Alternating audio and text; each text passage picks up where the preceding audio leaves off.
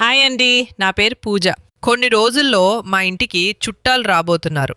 వాళ్ళు కూర్చోడానికి మా ఇంట్లో సరిపడినన్ని సోఫాలు లేవు. కొత్త సోఫా కొందామని బయట షాపింగ్కి వెళ్తే ఒక్కొక్కటి 10,000, 20,000 ఇలా చెప్తున్నారు. ఇంకా చేసేదేమీ లేక ఇంట్లోనే సొంతంగా సోఫాను తయారు చేయాలని ఫిక్స్ అయ్యాను. అందుకే మొదటగా ఒక తురుముకునే డబ్బా తీసుకుని ఆ థర్మాకోల్ ముక్కలన్నింటినీ ఇలా చిన్న చిన్న రవ్వల్లా మార్చేశాను.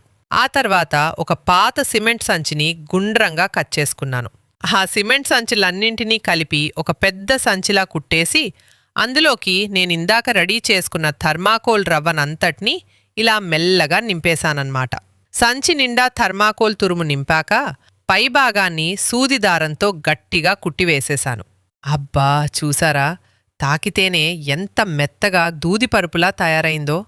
ఈ సోఫాను మరింత అందంగా డెకరేట్ చేయడానికి మీ ఇంట్లో పనికిరాని పాత జీన్స్ ప్యాంట్లను వీడియోలో చూపించిన విధంగా కట్ చేసుకుని కుట్టుకోవాలి. ఆ తర్వాత మిగిలిన జీన్స్ ప్యాంటును చిన్న చిన్న ముక్కలుగా కట్ చేసుకుని మీకు నచ్చిన డిజైన్స్ను సీట్ మీద కుట్టుకోవాలి. ఫైనల్ లుక్ చూడ్డానికి ముందు మీకు మీ అమ్మ అంటే ఇష్టమైతే ఐ లవ్ యూ అమ్మ అని కామెంట్ చేసి ఈ వీడియోని లైక్ చేయండి. వావ్, మనకు కావాల్సిన డిజైనర్ సోఫా ఎంత ముద్దుగా రెడీ అయిందో చూసారా?